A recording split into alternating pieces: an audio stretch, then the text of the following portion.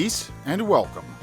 Today we have oddly familiar video game covers, where we take a look at the possible inspirations for the artist. I think we have an interesting episode lined up for you. There are some not so popular entries, and one that I think is an all-time great.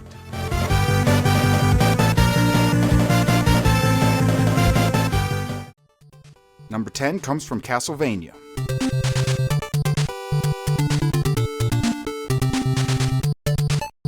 And that takes inspiration from The Norseman by Frazetta.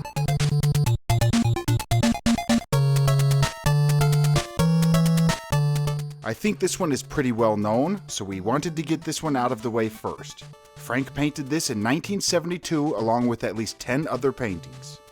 It was a personal favorite of the artist. He was very pleased with the stance of the main figure because of what it perceived to be power, tension, and vitality. Now when you take a look at the Castlevania cover, you will notice almost the exact same figure. One of the only real differences is the position of his left arm, and of course the armor and weapon of choice. This same Castlevania cover was used for many of the releases on other consoles, such as the Japanese artwork for the Famicom, as well as the Famicom Disk System.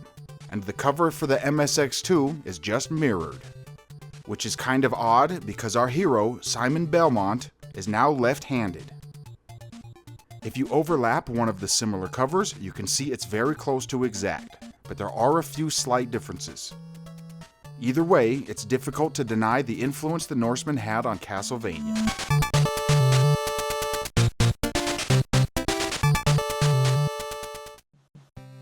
In at number 9, we have Blades of Steel.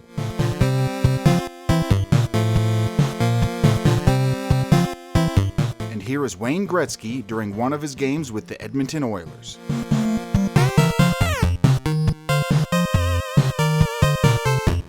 Yep, we have another Konami game on the NES. And quick shout out to 346436 for this comment where he stated Blades of Steel is inspired by the one and only Wayne Gretzky, aka the Great One. Of course they changed the face on the game cover. They can't have him looking like Gretzky, otherwise they might face some legal action. One thing I find funny, the defender's face has the same expression, but they had to make him missing a tooth. What says hockey like missing teeth? The positioning and posture are both identical, but they changed Gretzky's number to 89, while changing the other guy to 8. Plus they removed the number on his arm. The color of his sweater remains the same, while Gretzky's entire uniform gets the opposite colors. Where it was red is now blue, and where it was blue is now red. Besides his helmet for some reason, which remained blue.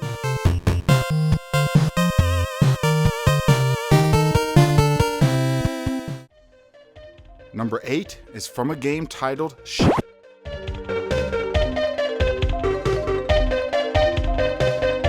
And that is a blatant ripoff of the book The Howling III Echoes.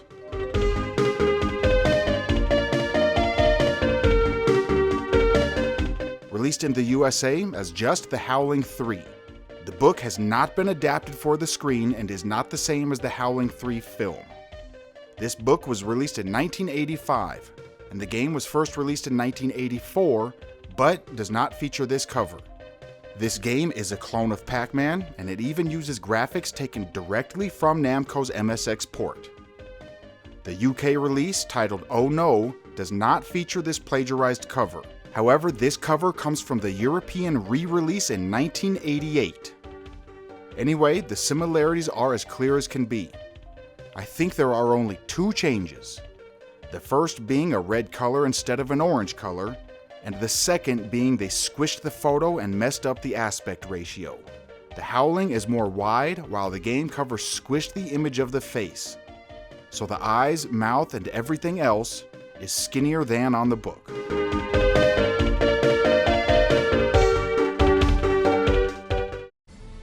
Lucky number 7 is from one of my favorite beat-em-up games, Golden Axe.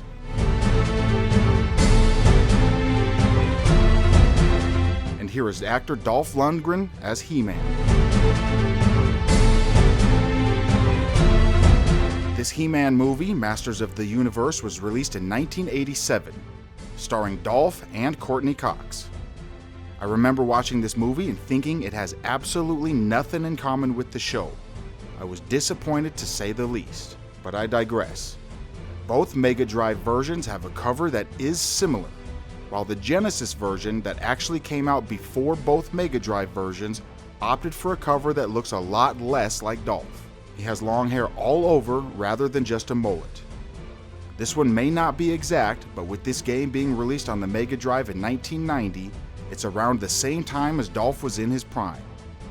Any muscular dude with a blonde mullet would probably be compared to Dolph.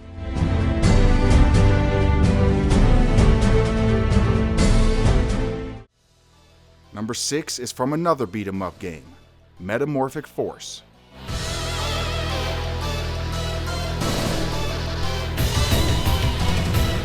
And here is a double whammy. Dolph Lundgren again in the Masters of the Universe.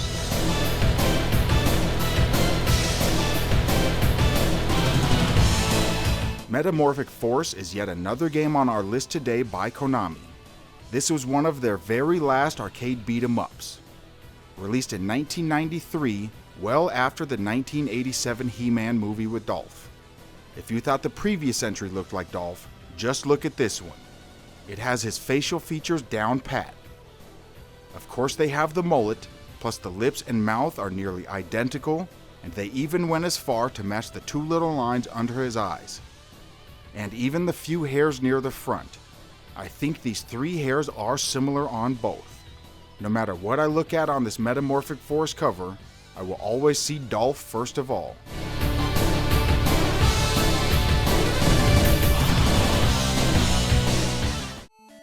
Number 5 comes from the NES game, The Guardian Legend.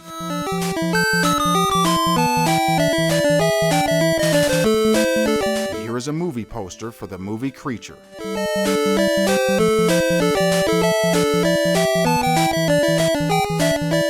Up next, we have another submission from a viewer.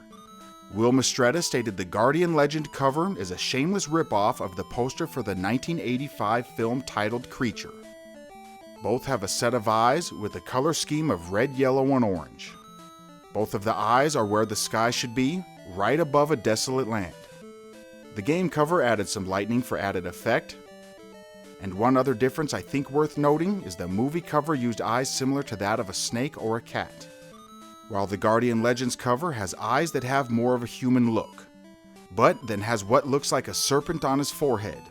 An interesting decision. Guardian Legend is an NES game that was first released in 1988, while the movie Creature was released in 1985, well before the game.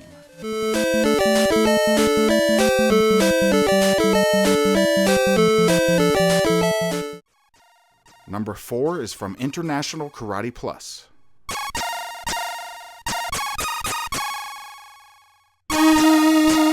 And here is Above the Law, starring Steven Seagal.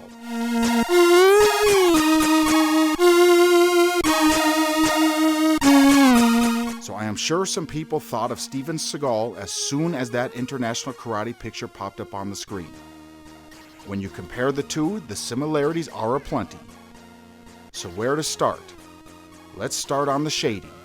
Both have lighting from the right, so the left side is slightly darker. The eyebrows, the shape of the eyes, and even the bags under his eyes are all near the same.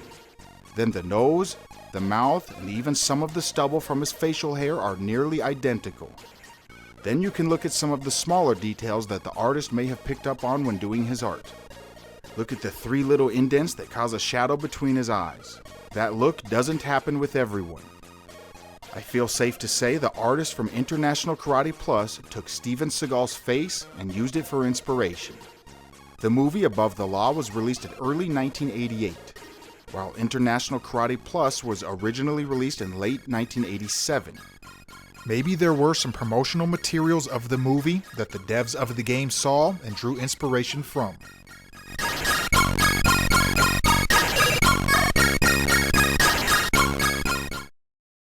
In at number 3, we have Alone in the Dark.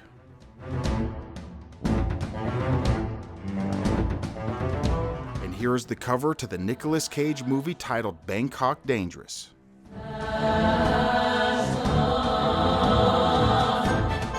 I think this one is a popular pose and design. A lot of movie covers seem to use the same layout and the same color scheme. This Bangkok Dangerous cover could be inspired by another cover that I haven't found yet. Both covers have a bright white background that have some skyscrapers. Then the main subject is slightly turned towards the right, and of course, decked out in all black leather.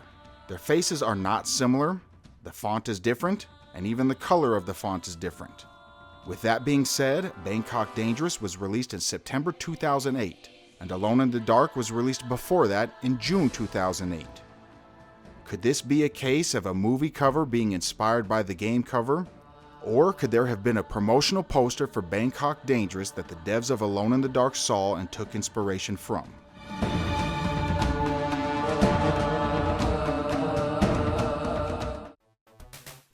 In at number 2, we have Wrestle War on the Sega Mega Drive.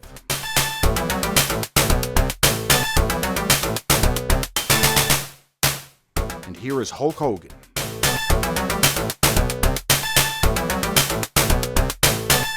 Wrestle War is a video game that was released in arcades in 1989. It was later ported to the Sega Mega Drive console in 1991 in Japan, Australia, and Europe. The Japanese cover art looks a lot like Hulk Hogan, but the international releases drastically changed the look of the wrestler. He went from a blonde Hulk Hogan look-alike to a wrestler with black hair and a face that looks absolutely nothing like Hulk Hogan. I think they changed his look because of any legal trouble that may arise. This wrestler's name in the game is supposed to be Titan Morgan, but if you zoom in on his headband on the Japanese cover, they forgot the R, and it almost looks like it says Titan Hogan, but more likely Titan Mogan, even though I've never heard of someone with the name Mogan.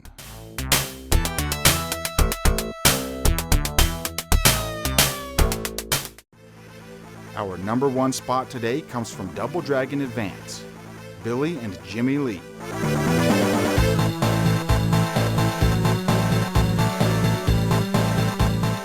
That takes inspiration from 2 other martial artists, Bruce Lee and Chuck Norris.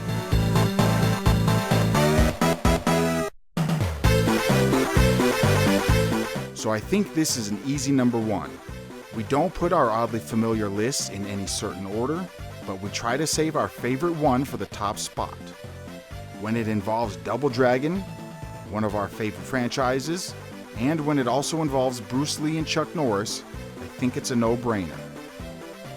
This promotional shot comes from the 1972 movie The Way of the Dragon, written, co-produced, and directed by Bruce Lee. It was the highest-grossing Hong Kong film at the time, until Lee's next film, Enter the Dragon, in 1973. Double Dragon Advance was first released in 2003, a good 31 years after the movie. It's no secret that Billy and Jimmy were inspired by Bruce Lee, but this might be the only Chuck Norris reference in the series, at least that we know about.